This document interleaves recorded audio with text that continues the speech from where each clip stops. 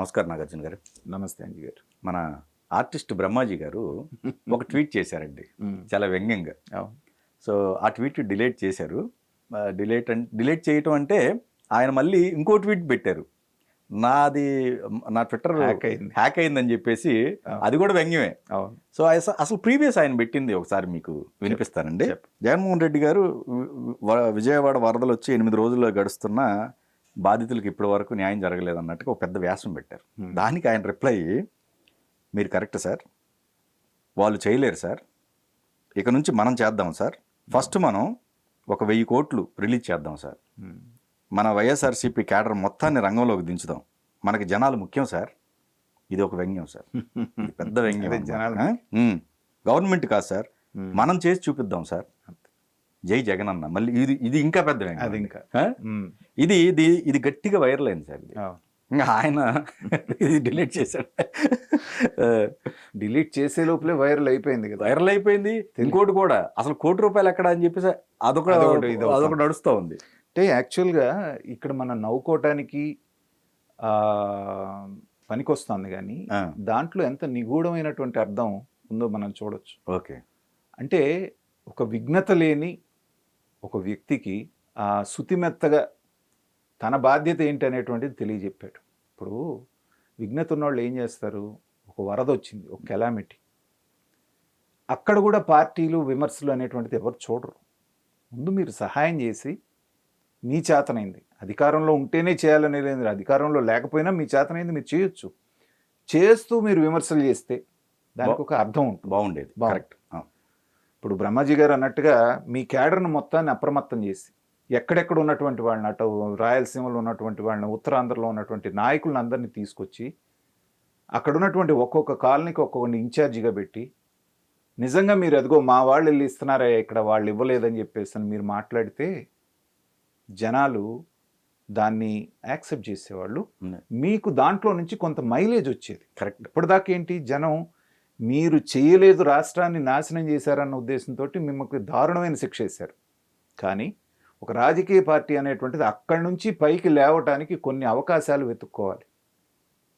ఇది ఒక రకంగా మీకు అంది వచ్చిన అవకాశం. అవును.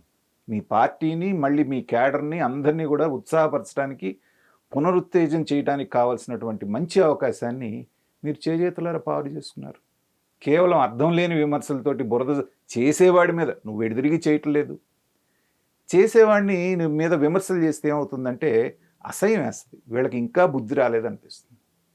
అలా కాకుండా మీ నాయకత్వాన్ని మొత్తాన్ని మీరు దింపి, మీ కార్యకర్తలను కూడా తీసుకొచ్చి, జగనన్న సైన్యం అంటారు కదా, మాట అంటే సైన్యం, మా సైన్యం అంటారు కదా, ఎక్కడ మీ సైన్యం? జనాలు అలో లక్ష్మణాన్ని ఏడుస్తూ ఉంటే, ఇళ్లలో ముసుగుదని పండుకుంటే అది గవర్నమెంట్ పని అని చెప్పేసి మీరు అనుకుంటే ఏంటంటే, అంటే మీకు ప్రజలు అవసరం లేదనమాట, ప్రభుత్వమే కావాలి, అధికారంలోనే కావాలి. అధికారంలో ఉన్నప్పుడే మేము స్పందిస్తాము అంటే దాని అర్థం ఏంటి? అంటే మీకు అధికారం ఉంటేనే ప్రజలు కావాలి, అధికారం లేకపోతే వద్దా? జగన్మోహన్ రెడ్డి గారు కంటి తుడుపు చర్యగా 2 రోజులు పర్యటించారు. ఇప్పుడు ఎక్కడ జగన్మోహన్ రెడ్డి గారు అంటే ఎక్కడున్నారు? బెంగళూరు ప్యాలెస్లో ఉండి కోర్టులో కేసులు వేసుకొని నాకు పాస్పోర్ట్ 5 ఇవ్వండి, 5 సంవత్సరాలు ఇవ్వండి అని ఫైట్ చేస్తున్నారు. ఇది ప్రజల్లో ఎలా వెళ్తుంది? నవ్వుల పాలు కావటం కదా.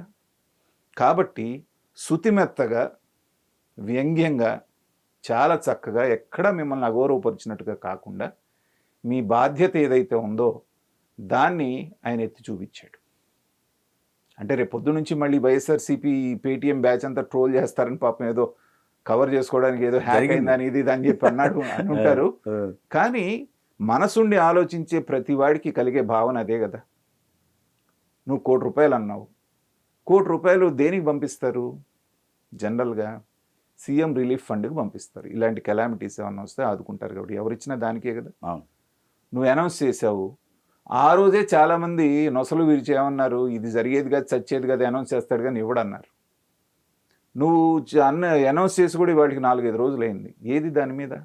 ఎక్కడ నీ డబ్బులు? ఇప్పుడు కదా అవసరం. అవును. ఇప్పుడు బోల్డ్ అంత ఖర్చు ఉంది అక్కడ.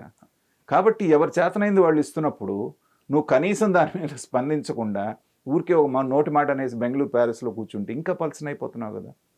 అంటే రాజకీయాలతో ఏమాత్రం సంబంధం లేనటువంటి బ్రహ్మాజీ లాంటి ఒక సినిమా యాక్టర్కి ఉన్నటువంటి సామాజిక స్పృహ, ఇన్నాళ్ళు నేను రాజశేఖర రెడ్డి లెగసీతో వచ్చాను, నేను పుట్టుకతోటే మా తాత దగ్గర నుంచి రాజకీయం అన్నటువంటి నీకు లేకపోవటం అనేటువంటిది ఏంటంటే నీకు దురదృష్టం, నీ పార్టీకి దురదృష్టం. ప్రజలకి ఏం లేదు, ప్రజలకి చక్కగా వాళ్ళకి జరగాల్సింది జరిగిపోతుంది, మంచి పాలన వచ్చింది, మంచి పాలకుడు వచ్చాడు, అనుభవం ఉన్నాడు, నడిచిపోతుంది.